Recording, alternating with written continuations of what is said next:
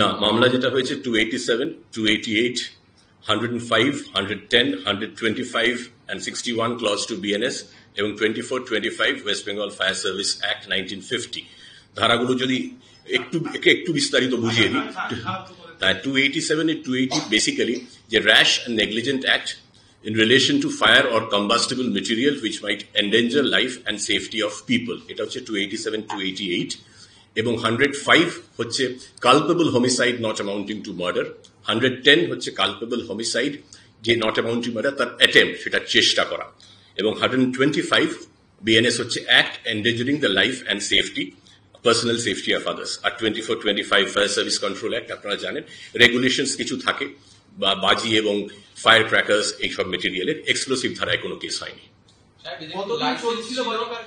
বাজি কারখানা আমরা খতিয়ে দেখছি, স্থানীয় সূত্রে আমাদের এনকোয়ারি এখনো চলছে, বছর 10 ধরে চলছিল বলে প্রাথমিকভাবে আমরা জানতে পেরেছি।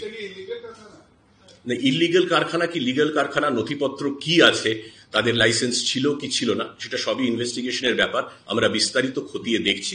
পোস্টমর্টেম হচ্ছে, আজকে 8 জন মারা গেছেন, এর থেকে মর্মান্তিক দুর্ঘটনা তো কিছু হতে পারে না। 4টি বাচ্চা, বয়স্ক, বৃদ্ধ ছিলেন, কেন বাজি তারা মজুত করে রেখেছিলেন এবং এরকম একটা দায়িত্ব জ্ঞানহীন কাজ তারা কেন করলেন সেটা আমরা নিশ্চয়ই খতিয়ে দেখব।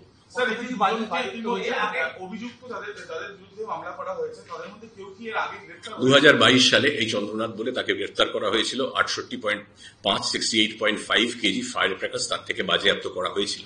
এর আগে তার নিয়ে একটা কেস, একটা রেকর্ড আমরা পেয়েছি। আর কোনো রেকর্ড এদের বিরুদ্ধে আছে কিনা সেটা আমরা খতিয়ে দেখছি। যে মুহূর্তে পাবো অন্য কিছু রেকর্ড আপনাদের নিশ্চয়ই জানিয়ে দেবো।